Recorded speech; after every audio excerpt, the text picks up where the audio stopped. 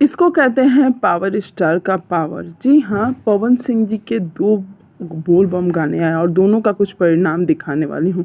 एक 4 number trending पर और एक 2 नंबर ट्रेंडिंग पे म्यूजिक सेशन में। जी हाँ, आप देख सकते हैं।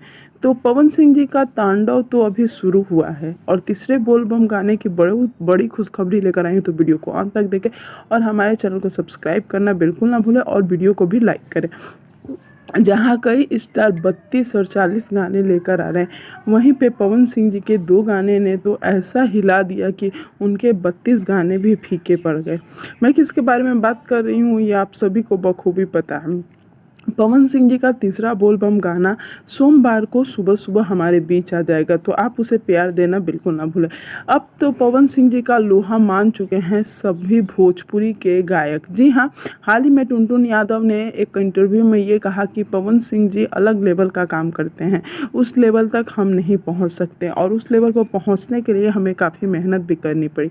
तो कहीं ना कहीं वो हमें ये बात तो प्रमाण कर ही दे रहे हैं कि पवन सिंह जी जो हैं वो कोई नहीं बन सकता।